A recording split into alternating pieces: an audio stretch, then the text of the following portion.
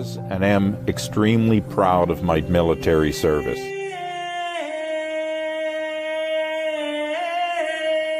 In the first 12 hours, I saw more death and destruction than most people would in a lifetime.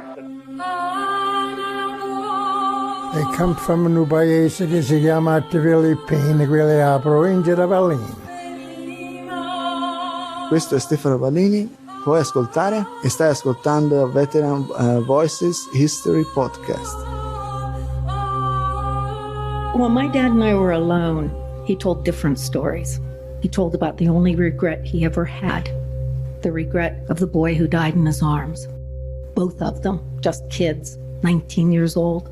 And when my dad told me that story about not being able to get the address and the names of that young man, he said to me, I just wanted them to know that their son died in the arms of a fellow soldier. He didn't die out on a battlefield. He didn't die in a muddy trench. And my dad at 91 started to cry. He remembered all of those stories. And we have to remember the stories of all the men who fought. Stefano, there are not enough words to say thank you for keeping the memory of Frank and Michael and my dad and my uncle and countless others. You're keeping them alive. Tu è tesoro. Grazie, Stefano. Tu è tesoro. I was 18 years old at that time. But by the time I got drafted, I was 20 years old.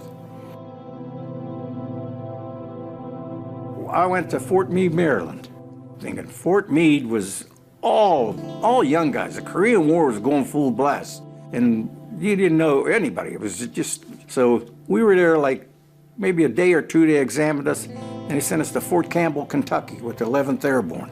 And we didn't want to be airborne. They gave me three choices. They says, go airborne, go to OCS, or go to Korea. I says, well, I ain't going airborne, I ain't jumping out of a plane. I don't want to go to OCS. I have to sign up for more time for the rest of my life. I'd be in the reserves. So I said, I'll take my chances in Korea. I thought they were bluffing. Well, they weren't bluffing. Put us on a boat right over to Japan. And them guys were saying, this is not fun and games. Look around you. Next week, 1 out of 10 of you will be dead. We had our duffel bag and everything. They took everything off of us. Gave us field clothes, went down, gave us an M1 rifle, fired 3 shots, got on a train, sent us right behind the lines. And I ended up with the 40th Division. And they were right up in the center. They were in Kumo Valley, right up all the way where China is the Yalu River. That's where they were. And you're up on the front lines, you don't know anybody, they're from all over, and they've got Ethiopians on one side, French and Dutch on the other side, and Chinese in front of you. And these Chinese were from the Second World War. They knew what they were doing. So we were just, 18, 19, 20. We didn't know what the heck was going on. And we fought them and pushed them all the way back into China. You'd see them Chinese coming in waves, and the Air Force come in and they put napalm, and they fried them guys coming across that river. Just lines them, and they just fried them. I think we killed 2 million Chinese in 3 years over there. We thought, we were invincible because we had machine guns, we had everything. We had the air power. We had a 30 caliber water-cooled machine gun. The machine gun weighed 30 pounds. The tripod weighed 53 pounds. And we carried all that stuff. And each box of ammunition probably weighed about 20 pounds. But we had Katusas. They were Korean soldiers attached to us. They could put 4 or 5 of them on their back and one in each hand. And there's 1,000 rounds in one of them. They carried them. And every third round was a tracer. It lit up the sky. And the other ones were armor piercing. They were black. They go through an inch of steel. When you had a fire, it gets the doggone hot sometimes. That's why it was water cold. Sometimes it was red hot. You couldn't touch it. You had to change barrels. You could pop it out and put another barrel in there. Well, it was just mass confusion, screaming and hollering and everything. Everybody, guys, I want my mother and this and that. Some guys had never been away from home, you know. And I was probably about 20 years old in them days. And it was brutal, but it's kill or be killed is what it is. It wasn't pleasant. When the firing started, a lot of guys didn't fire their weapons. They were crying, screaming, I want my mother and everything, you know. Everybody wanted their mother. Excuse me. It was brutal.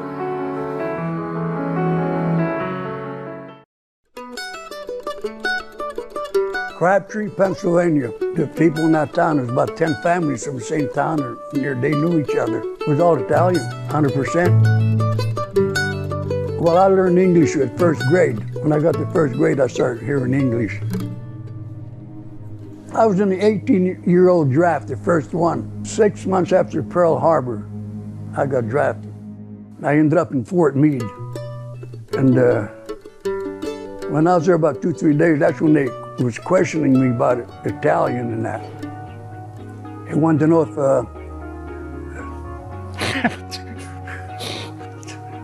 they wanted to know who was here from Italy, you know, and what they did in that, and they was questioning me, and they wanted to know if they sent me there if I would shoot the Italians. I said, if they would shoot me, I'd shoot them.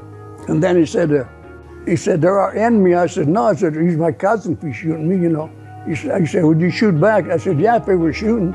Then he said, if you captured your cousin, would you let him escape? I said, I don't know. What the hell, I was 18. So he said, they're our enemy, and I kept saying, no, that's my cousin. And they didn't trust me no more. Then they sent me down to Camp Lee. I was going to the Pacific, but then that was it. Now, all the training was Japs, Molotov cocktail, bayonet, and bazooka. Japs. It was nothing about Europe. Then they called the Butcher Battalion. I said, what's a Butcher Battalion? They said, the Americans are getting slaughtered over in the Pacific. Said they need a lot of replacements, real bad. But I got the hell out of the Pacific.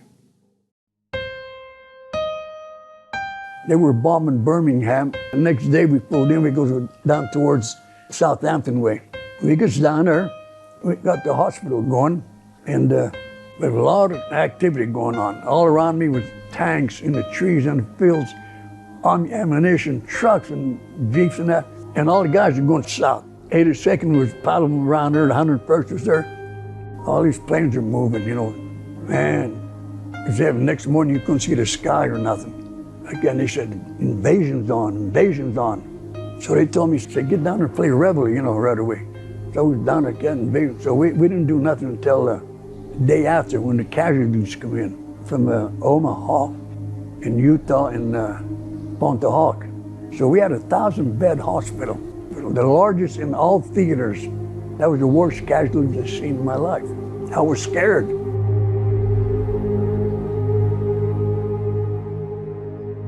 One guy grabbed my arm. He said, "You my father?" I said, "No." I said, "You're in England now." I said, "You're okay." You're saying they were crying, they were dirty.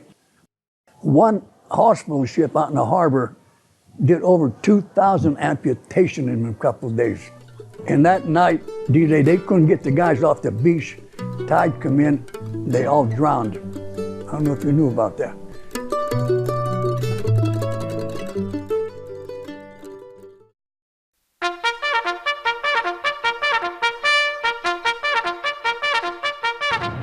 Francis frees as the full fury of America's mighty war efforts is unleashed. Shattered Nazi armies fall back in disorder and confusion. So General Patton's 7th Army moves swiftly through western Sicily, taking town after town as they drive to join for every plane shot down. No desire or intention to destroy or enslave the Japanese people, but only surrender can prevent the kind of... At Virginia Beach, I got general quarters at one night. If you get a general quarters, it's either an hour before sunrise or an hour before sunset. If a sub's gonna hit, they will hit then and get away in the darkness. And the pilot said to him, "What are you doing?" He said, "If you touch those control one more time. He says, I'm jumping out of here. So, just like he said, when your time comes, and that's what happened. We lost him. I left Fort McClellan, Alabama, and was on leave. In fact, I was on the train going to California at VE The atomic bomb deprived my sister's husband of all his dearest, and now he's left alone in the world. What is most terrible, it is the atomic bomb. What is most inhumane, it is a war. What is best then, it is peace. I wanted to get this story of his back to Japan or some sort of a place to reserve it so they would have it to read. I wonder if I were to write a story of something like this, if I could keep my feelings about the enemy out of it. And there was no mention about the hatred for us causing this horrible thing and what the atomic bomb did to them, you know. And I think he, like many of us, felt, well, you know, maybe that's the end of war, and that's the important thing. If we've ended war with this, well, that's fine.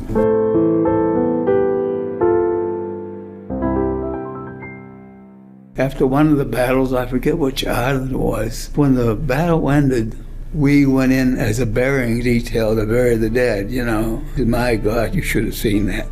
It was like one of Matthew Brady's photographs of the Civil War. We got on the bus to go someplace, and there was a colored Marine got on the bus. And the bus driver said to him, sit in the back. Even with their Marine Corps uniform, they were treated as the South was treating them at that time. And it was terrible. But I'll tell you, I'm not sorry I was gone. I'm not sorry for what I went through. But I pray that this younger generation don't have to do what I had. War is hell. Nobody wins. Everybody loses. You lose the population. Historic buildings are lost. They're bombed. Everything is a loss. Nothing is gained. You do not gain a thing. We won the war. Does anybody think of visiting the VAs? There's men up there. They're laying there for years and years and years. Nobody visits them. Nobody cares about them anymore. What I mean, that's lost. When I got to my dad's home, there's 20 steps to get up to a landing, and then 4 more steps to get to a porch, and another step to get in the house. Well, I climbed that, and as I walked through the door, it was 3:30 in the morning. So the whole family was here. So I had a wonderful, warm welcome, of course. So Mom said, how about going to the dining room and get something to eat? So they went in, and here comes Tippy, jumped up on my chest, started licking my face. I was, wow, after all those years, it remembered me. Anyhow, my dad gave me a letter that came from my commanding officer, had arrived at the house before I did, and it was sent to me. And it says, and I'll quote it, I wish to commend you and express my sincere appreciation for the sustained excellence. Without your splendid efforts, it would have been impossible for our airmen to have delivered their final knockout blows, which caused the Japanese. You at all times did your job and did it thereby reflecting credit upon yourself and upon the military service of the country which you served. I am pleased to have you serve under my command. I got out of the service on January the 4th, 1946. About 4 months later, I turned 26. When I turned 80, my family told me they were going to give me a birthday party. Well, I spent quite a amount of time trying to figure out things that I could talk about that they might be interested in. After a while, it came to me, in all those years, nobody had ever asked me one question about the service. So I decided I'm going to talk about my experiences in the service. Did you lose any friends during the war? Oh, yes. Yep. Yeah, we lost some. How did you deal with that? Well, being a Christian, I knew I was being taken care of. I didn't worry about nothing.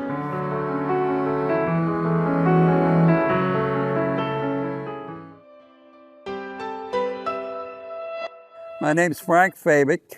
I'm from Lower Borough, Pennsylvania.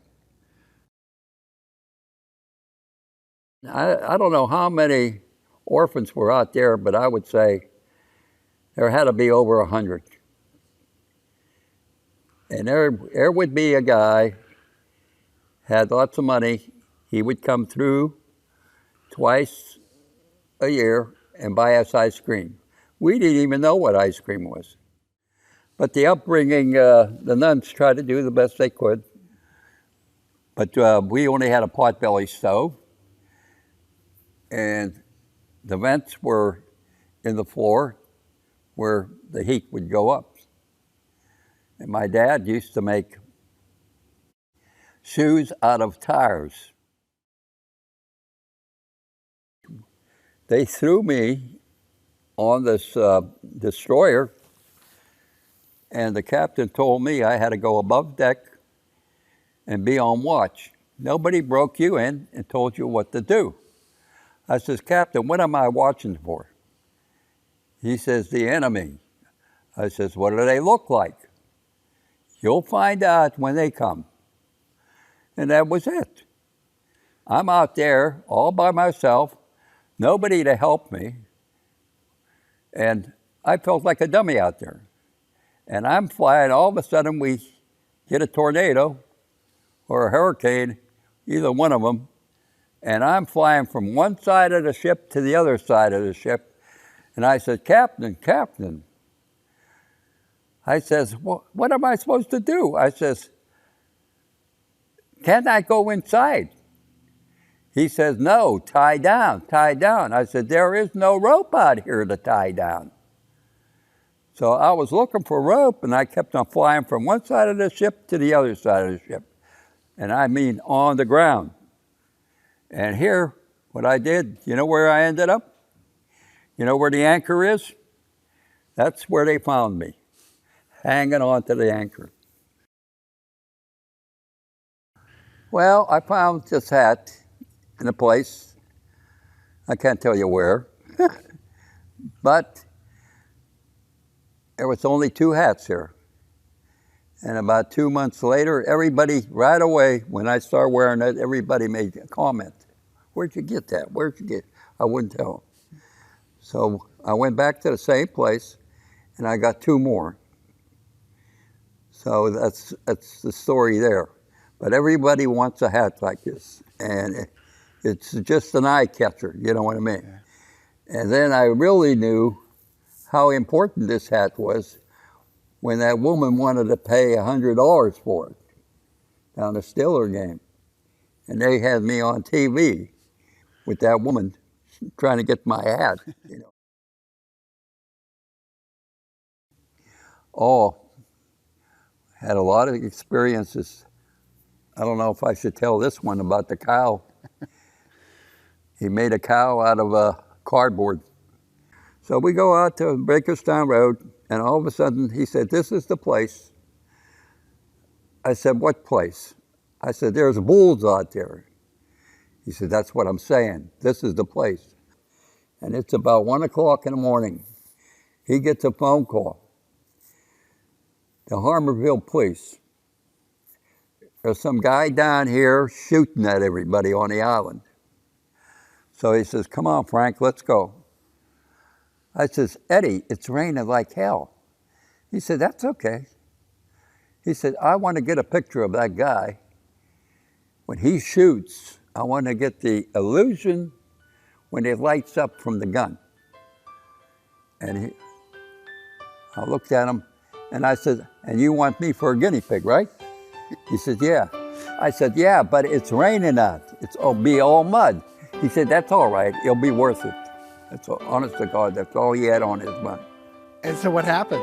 Did he get the picture? Oh, yeah, he got the picture.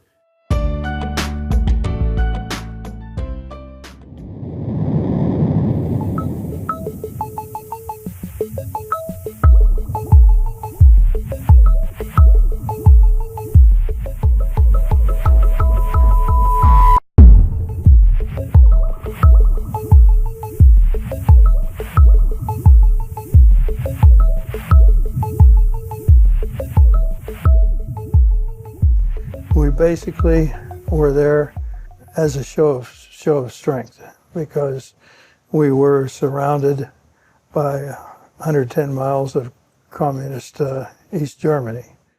Although we knew if they would ever get to that point, we would be more or less sacrificed. We had a very short lifetime, but they were always provoking us by stretching the post-war agreements to their own benefits. Was the Berlin Wall already built, or was it in progress at that point? No, they just had severe restrictions on traveling to their side of the border for Berliners to go to West Germany.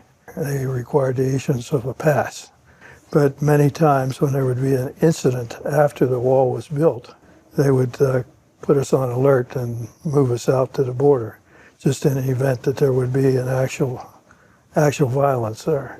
So more than once we were called for that duty. Well, we just stood by in full uniform and equipment, everything, our vehicles and everything ready to move. That was considered a trouble spot of the world at that time. We should not let ourselves forget the warning of the Czech dissident writer Václav Havel, who some time ago cautioned us that respect for human rights is the fundamental condition and the sole genuine guarantee of true peace.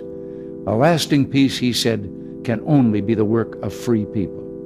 Let us resolve to do all we can to hasten the day when the wall is down and Berlin has become a symbol not of confrontation, but of cooperation among the peoples of Europe and of the entire world.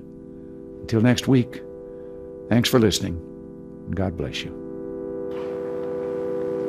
Cut.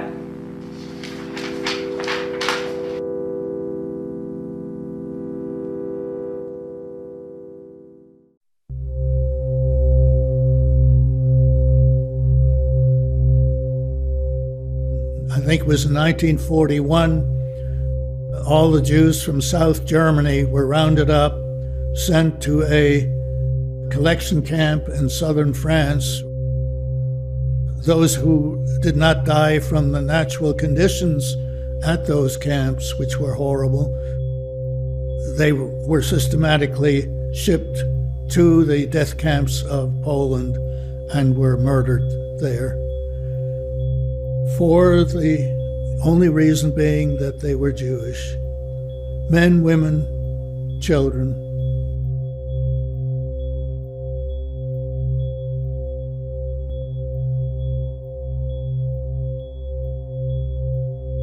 Could it have been that only Jewish criminals were killed?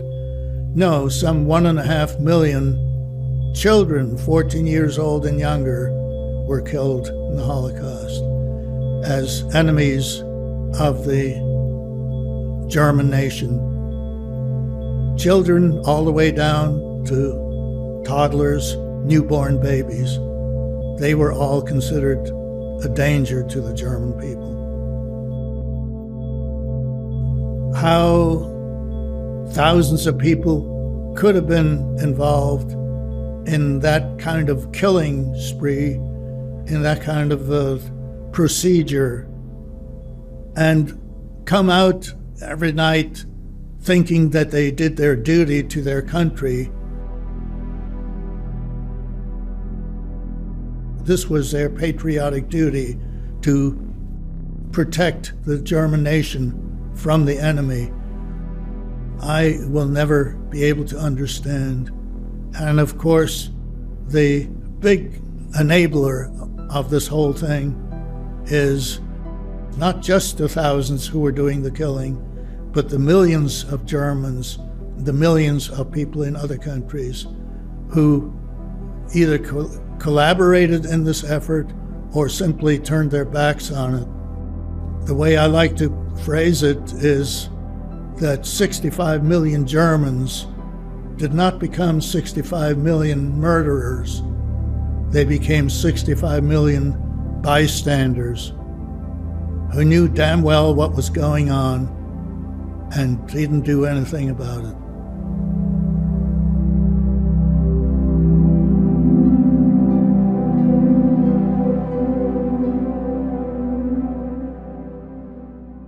After the war was over, our unit got a request from American intelligence I guess it was CIC, the Counterintelligence Corps. They needed people who could speak German as translators or interpreters. And they wanted to borrow a translator, an interpreter, for one day for a specific job. And so they gave me a typhus injection and then drove me to Camp Flossenbürg, which was a big concentration camp in East Bavaria, a part of Germany. When I arrived there, I was instructed that my job would be to question two capos. A capo is himself a prisoner in a camp, in a concentration camp in this case, who is put in charge of a group of other prisoners. So these two capos, some of the capos being themselves prisoners, were very sympathetic with the people they were put in charge of and tried to help them any way they could without being caught helping them. But there were, most of the capos were not very cooperative with the prisoners or not very kind to the prisoners. In fact, they tried to prove that they were just as vicious as the SS guards in order that they could keep their jobs as capos. And so they had to outdo the SS guards in brutality. And these two capos were accused of being of that kind. Something that a lot of people don't know is that the first occupants of concentration camps were violent repeat offenders, criminals who killed people and who did very serious crimes repeatedly. And instead of keeping them in prisons, they put them in concentration camps, and they were preferred candidates for this job of a capo, to put in charge of other prisoners. Well, I had the first capo brought in to the room where I was sitting, and I started out by asking some pretty simple, innocuous questions like, where was he born? How old is he? What kind of job did he have before he came to the camp? Then I got to the real questions. What kind of assignment did you have in the camp? Well, I was put in charge of a group of prisoners who worked in the stone quarry. They worked in the stone quarry. What kind of work did they do in the stone quarry? Oh, they had to move rocks, big rocks around. They had to cut them up with a hammer and chisel. They had to move the broken rocks, load them onto wagons, and carry them from one place to another. Sounds like pretty hard work. Yes, very hard work. Okay. Did you ever kill anybody who worked for you? Yes. More than one? Yes. How many do you think you killed? Oh, 8 or 10, maybe 12, maybe, I don't know, maybe more. I didn't keep count, didn't keep track. Why did you kill them? Oh, always for a good reason. They didn't follow the rules. Didn't follow what rules?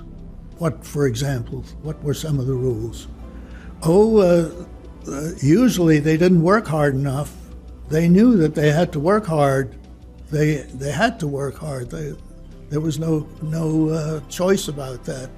And if they didn't work hard, no, they had no choice. Had to kill them. Or if they didn't keep clean. You killed some people because they didn't keep clean? That's right. How did you kill them? Oh, usually with a rock or with a club. Do you feel that a person who doesn't keep clean under these conditions deserves to be killed? He looked at me as if I was particularly dense. And he said, well, that was the rule. They didn't follow the rules, so they had to take the consequence. Well, I had him taken away and had the other prisoner come in, the other capo brought in, asked him the same questions. He came up with the same answers. Neither of them had any regrets, any remorse, had any feeling of guilt. Neither of them felt that they had done anything wrong. For both of them, killing a human being was absolutely trivial, meant nothing to them. I turned my report in to the commanding officer and told him what I had found. I never found out what happened to the capos. Went back to my unit. But whenever I came across somebody like the capo, somebody like the guards or the work of the guards at Camp Erla, my thoughts always went to our relatives that we had left in France. My mother's sister, my aunt, her husband, and their teenage daughter lived in France during peacetime. We had lost contact with them. We had no idea what happened to them. Later, we found out that they had been arrested by French police, rounded up. They were working under German orders. They were rounded up, taken to a camp in Paris. From there, they were sent to Auschwitz concentration camp, and they were killed at Auschwitz.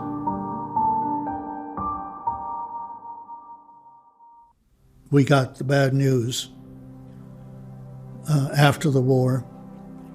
Had we stayed in Constance, had we not been able to get out when we did, our fate would probably have been the same as the fate of those of the Jewish community who stayed behind, who were not able to get out. Most of them were killed.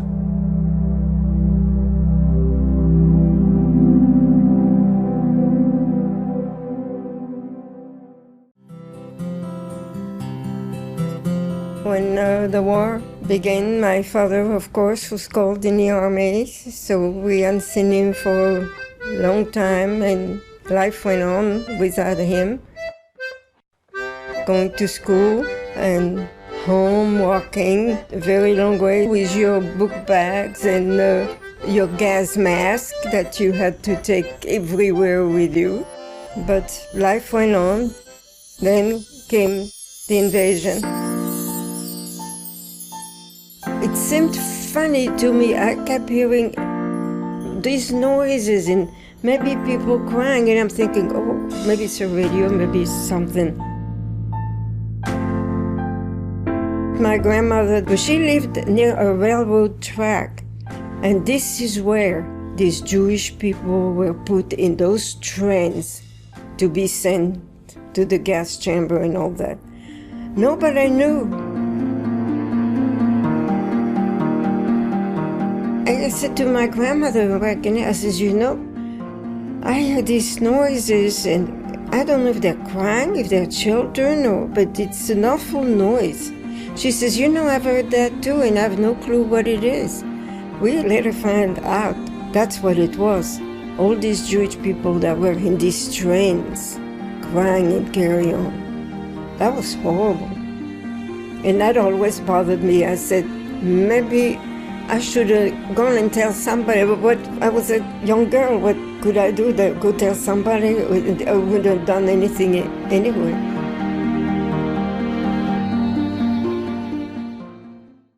I'm Kathy Miller. I'm from Beaver, Pennsylvania. One day I was accidentally walking by the Navy recruiter's office, and thus that began my career in the U.S. Navy. This was 1971.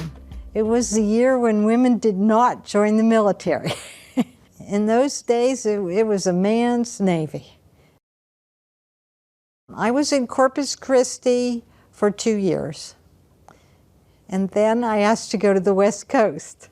And the Navy sent me to the west coast of Africa, to Kenitra, Morocco.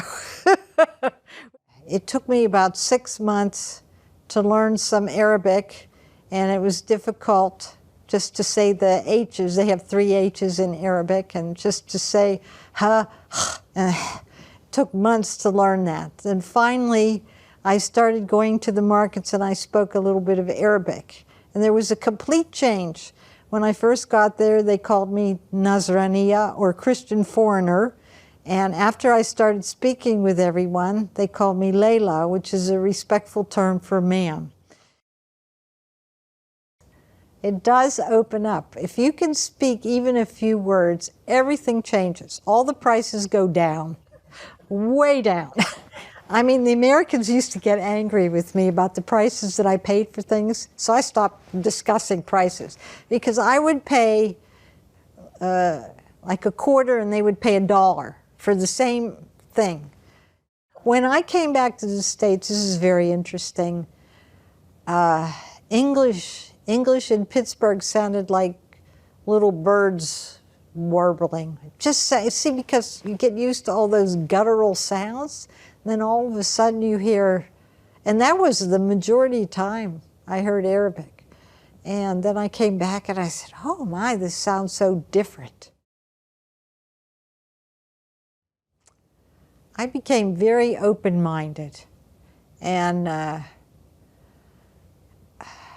was surprised when I came back. Somebody made a derogatory comment about Muslims. I said, I didn't find that so at all. They were very nice to me, very kind. And I learned a lot of good things in the military. But I also saw the world from Morocco, which was fabulous. And you can never replace all the things you learn from traveling or from living in another culture. It's absolutely fabulous. And one thing you learn is that your ways are not necessarily the best ways. And even if something is done completely differently in another culture, it works. So you have to broaden your horizons, which, I mean, you can't help it. You learn about many things traveling. I learned a lot being in the Navy. I learned that the Vietnam War was a serious business, because many of the pilots we trained in that S-2 squadron did not come back, and they were young, energetic men. I was kind of young and frivolous when I joined the military, but you know, you soon learn the reality, what's going on. And there's a war, and people were injured. They didn't know about Agent Orange then, and many people, to this day, the grandchildren of the veterans, were injured from Agent Orange and suffer from heart problems, kidney, liver problems, all kinds of problems. I didn't know any of that. I didn't know, I mean, supposedly, and this is true, 59,000 men and women died in Vietnam. And I didn't know about the other side. One time my husband said, well, how many Vietnamese died? And at least 400,000, maybe more, because there aren't even any records. So war is a terrible thing for everybody. My name is Tom Decker. I live in New Brighton, Pennsylvania.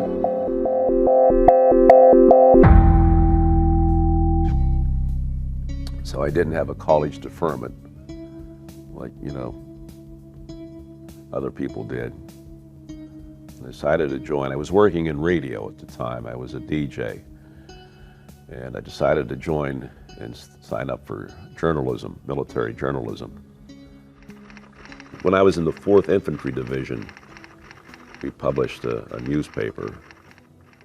And when I transferred down to Nha Trang, I was assigned to the 1st Field Force. I was a photographer and a journalist. I met a photographer for the AP. At that time, I was, for some reason, I was down in Pleiku, in the city of Pleiku. They had a base there, the Army did, or MACV, for journalists. It was a place for them to, you know, do their stories and you know, place to stay at night. And I was down there, a friend and I were down there for some reason. Well, I don't remember the reason we were there. But I got a phone call from our base back at Dragon Mountain, and he told me to tell this photographer, Kayushi Sawada, I remember him, that he had won the Pulitzer Prize for photography, and I went and told him. And it was for the photograph of a Vietnamese woman and her 2 children, and they're swimming across a stream to escape the Viet Cong. And I told him that, you know, you won the Pulitzer Prize for photography, and he just went, wow, wow. And wasn't several months later, he was killed over there, taking photography, taking a picture. A lot of people think that you were a photographer, you had it easy, but you were never safe in a situation like that, you know. People don't stop and think how many, particularly civilian journalists, have been killed in wartime, covering stories, photographers, writers, journalists. Ernie Pyle is a good example of people that were killed over. And during the Vietnam Tet Offensive, to backtrack here, there was a photographer. He was in the Signal Corps. He wasn't attached to my unit, but he worked with us sometimes. And he was stationed out at Camp McDermott. That's where his unit was. And he volunteered to go out and take photographs. And he literally died in the arms of another photographer. And another guy, when I was in the 4th Infantry Division, he was a journalist, and he had only been in country about a month, maybe a month and a half at the most. And he was out on a convoy, doing a story in a convoy, and the vehicle he was in hit a landmine, and he was killed. So, I mean, you might have a job that you think is maybe safe, but you were never safe, you know. I would go out in the field without a weapon, because my weapon was an M16. How am I going to take photographs with an M16 around my neck or a notepad? And I remember going out to wherever I was, and the commander says, "Where's your weapon?" I said, "I didn't bring it, sir." And he was kind of upset. "Well, what are you supposed to do?" I said, "I'm here to take pictures and write a story about your unit, you know." And I figured, I didn't say it to him, I said, you know, I figured if we get into a fight, somebody's going to get shot, and I'll use his weapon if I have to.